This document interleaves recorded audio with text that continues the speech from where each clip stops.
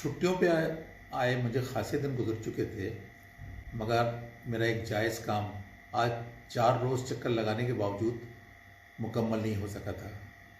मोहतशम साहब का कहना था कि साहब 50,000 रुपये लिए बगैर आपका ये काम नहीं करेंगे। मगर मेरा पहले दिन से सवाल था, मेरी फ़ाइल तो मुकम्मल है, उसमें सारे कागजात भी मुकम्मल हैं। सर जी जभी तो ये 25,000 हैं, अगर इसमें एक पेपर भी कम होता तो बात लाखों से ऊपर जाती।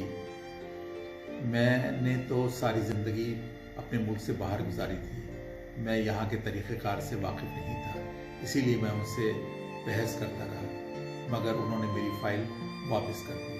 कहने लगे, सर जी आप मेरा और अपना वक्त बर्बाद कर रहे हैं, साहब जब तक 50,000 रुपये नहीं देखेंगे आपका काम नहीं करेंगे। और आज मेरा चौथा चक्कर था। मैंने उन्हें हर तरह से कायल करने की कोशिश की, मुख्तलिफ दलाइल दिए, मगर वो नहीं माने। और फिर मैंने महसूस किया कि मैं पाकिस्तान से तो वाकिफ़ हूँ ही नहीं, और ना ही यहाँ के तरीक़ेकार से कि किस तरीके से काम होता है। मैंने दुखी दिल के साथ उनका मुतालबा पूरा किया। उसी दौरान ज़ोहर की अज़ान की आवाज़ सुनाई दी। मैं ऑफिस से मुल्हिका मस्जिद में आ गया।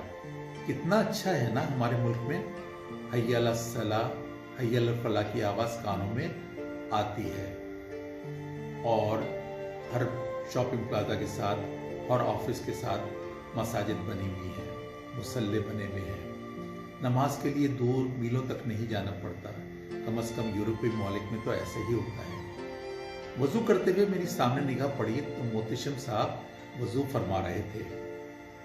मेरी तरफ देखकर कहने लगे, सर जी मेरे लिए भी दुआ कीजिएगा, मेरा इकलौता बेटा बोलने की ताकत से महरूम है।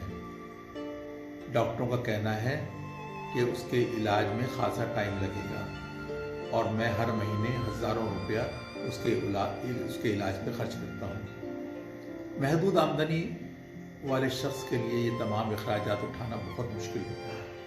और फिर उन्होंने सर का मसा करना शुरू कर दिया।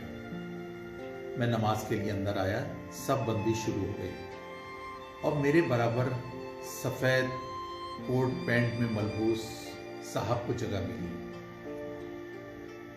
किसी जेब से उनकी 50,000 के नोटों की खुशबू आ रही थी, और फिर सब ने हाथ बांध लिए उस वादहुल्लाह शरीक के सामने कि जो कहता है कि हर रकात में सूरह फातिहा की तिलावत की जाए। इहदिनस सिरातल मुस्तकीम, न जाने इसका मतलब किस किस को पता है, शायद मुझे भी नहीं।